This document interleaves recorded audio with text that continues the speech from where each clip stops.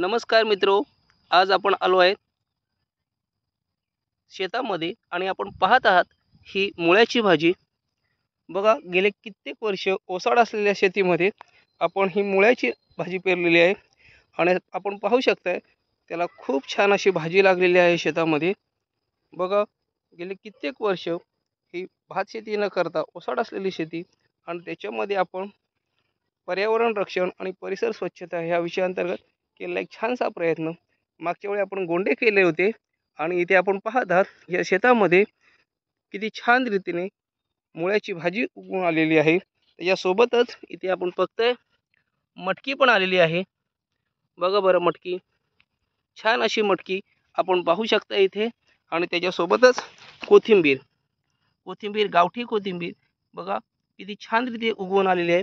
कोथिंबीर उगवायला थोडासा वेळ लागतो, पण आपण पाहत आहे इथे कोथिंबीरनी पण अशी छानपैकी रुजवण केलेली आहे आणि ह्या शेतामध्ये अशा तऱ्हेने आपण मुळ्याची भाजी, मटकी, मूग आणि कोथिंबीर पेरून घरच्यासाठी लागणारं धान्य पिकवायचा प्रयत्न केलेला आहे।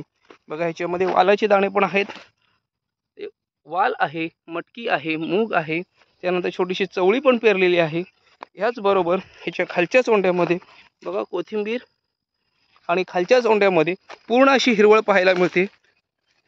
जी शेती गेले कित्येक वर्ष ओसाड होती ती मात्र आता परिसर स्वच्छता आणि पर्यावरण रक्षण ह्या विषयाला धरून आपण एक छानसा केलेला प्रयोग आणि इथे पूर्ण ग्रीनरी बघताय। आणि ही भाजी ह्याला एक विशिष्ट प्रकारची चव असते, कुठल्याही खत न मारता केवळ दवबिंदीवर केलेली ही भाजी नक्कीच आपल्याला आवडेल। प्रत्येक कोकणातील शेतकऱ्यांनी असा प्रयोग करायला हरकत नाही। आपल्या परसावात जरी छोटीशी जागा असेल तरी मेथी, मुळा, पालक, वाल, मटकी अशा प्रकारचं उत्पादन घ्यायला काहीच हरकत नाही।